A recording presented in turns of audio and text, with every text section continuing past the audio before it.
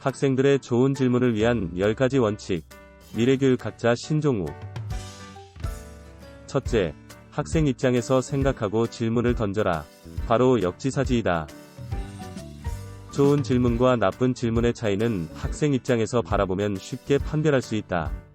학생 입장에서 쉽게 말할 수 있고, 생각을 열어주는 질문은 좋은 질문이라고 할 수 있지만 그렇지 않은 질문은 나쁜 질문이라고 할 수 있다. 교사가 만든 질문이 좋은 질문인지 아닌지를 판별할 수 있는 방법은 교사가 직접 그 질문에 대한 예상 답변을 기록해보는 것이다. 둘째, 교사가 질문을 독점하지 말라. 교사가 수업을 준비할 때 1차시 수업을 기준으로 할 때 3개 내외의 큰 질문을 미리 만들어 활용하는 것이 좋다. 교사가 너무 많은 질문은 학생에게 던지면 오히려 역효과가 날 수도 있다. 교사가 질문을 독점하면 교사 중심으로 수업이 진행될 수 있다. 물론 교사 중심 수업이 무조건 나쁘다는 것은 아니지만 학생의 배움을 촉진하려면 학생들에게 질문할 수 있는 기회와 시간을 주는 것이 필요하다. 셋째, 학생의 질문을 다른 학생에게 연결하라. 학생의 질문이나 답변에 대하여 교사가 즉각적으로 정답을 말하지 말고 다른 학생에게 의견을 묻거나 그 질문을 반사하여 질문하는 것이 좋다. 다른 친구들 중에서 이 질문에 대하여 설명할 수 있는 사람이 있니라고 질문한다면 다른 학생들로부터 다양한 답변을 이끌어낼 수 있을 것이고, 그 결과 빛의 성질을 전체 학생들이 배울 수 있는 좋은 기회가 될 수 있을 것이다. 넷째, 진정 대답을 원한다면 학급 전체로 질문하지 말고 특정 학생을 선택하여 질문하라. 많은 교사들이 질문 시 학급 전체를 하나의 대상으로 여겨 질문하는 경우가 많다. 교사가 이 문제의 정답이 무엇일까라고 학생들에게 질문한다면 어떤 학생도 선생님 제가 생각하는 그 문제의 정답은요 라고 선뜻 이야기할 경우는 거의 없다. 학생 입장에서는 오답에 대한 두려움이 있고, 정답을 정확히 알고 있다 하더라도 구태여 나서서 정답을 말했다가는 다른 학생들로부터 잘못 찍힐 수도 있기 때문이다. 이러한 경우, 종우야, 이 문제의 정답에 대하여 이야기해 줄 수 있을까 등의 표현처럼 구체적인 학생을 선택하여 질문해야 해당 학생이 답변할 가능성이 높다. 사회심리학의 연구 결과에 따르면 불특정 다수에게 도움을 요청하는 것보다 특정 사람을 구체적으로 선택하여 도움을 요청하는 것이 더 효과적이라고 말한다. 다섯째, 특정 학생을 선택하여 질문했으면 최소 7초를 기다려라. 대개 교사가 특정 학생을 선택하여 질문했는데 해당 학생이 제대로 답변하지 못하고 우물쭈물거리면 다른 학생에게 질문을 넘기는 경우가 많다. 외향적인 학생은 교사의 질문에 대하여 즉각적으로 답변할 수 있지만 내성적인 학생은 그러하지 못하다. 내성적이고 수줍어하는 학생의 경우 자기 이야기를 하려고 하면 최소 7초의 시간을 기다려줘야 한다.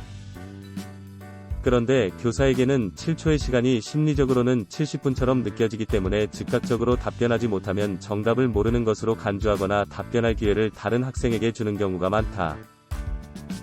이러한 일이 생기면 해당 학생은 마음속으로 나도 정답을 아는데 왜 기다려주지 않지라고 생각하거나 즉각적으로 답변을 하지 못하는 자기에게만 잘못을 돌려 스스로 자신감을 잃어버리게 될 수 있다.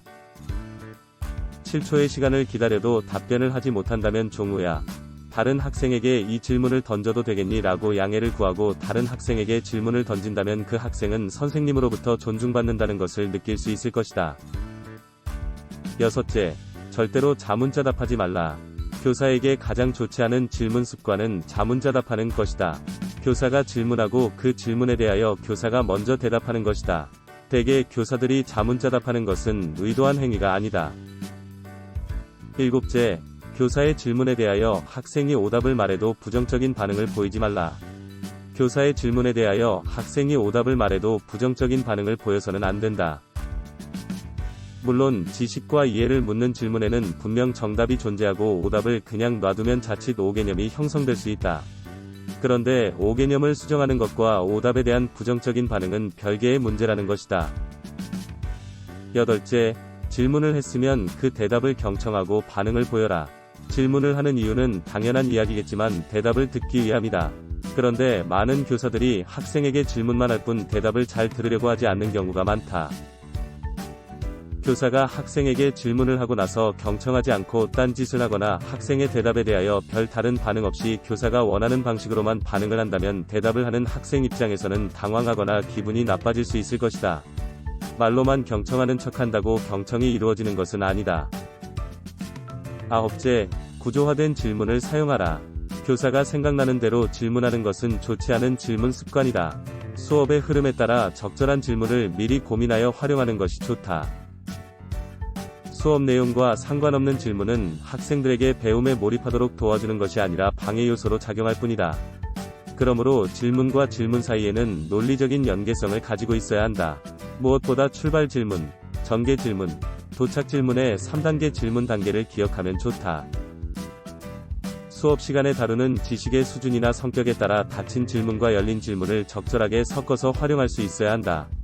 수업 내용의 흐름에 따라 탐색 질문과 집중 질문을 적절하게 활용할 수 있어야 한다. 학습 단원의 특성, 학생들의 수준, 수업 맥락, 상황 등에 맞는 질문을 사용하라. 질문의 원칙과 사례들을 안다고 해서 수업에서 좋은 질문을 할 수 있는 것은 아니다. 학습 단원의 특성, 학생들의 학습 수준, 수업의 맥락과 상황 등을 복합적으로 고려하여 그에 맞는 질문을 개발하여 활용할 수 있어야 한다. 좋은 질문은 교사의 고도의 전문성을 바탕으로 나올 수 있다. 교사가 학생들에게 좋은 질문 요령을 직접 가르칠 수 있어야 한다. 교사의 좋은 질문 사용 방식은 학생들의 질문을 이끌어내는 데 효과적이다. 교사가 좋은 질문의 모델을 제시해야 학생도 좋은 질문을 할 수 있다. 그리고 학생에 대한 기본적인 신뢰와 친밀한 관계성이 있어야 학생들에게 좋은 질문을 기대할 수 있다. 수업은 질문으로 시작하고 질문으로 연결되어야 한다.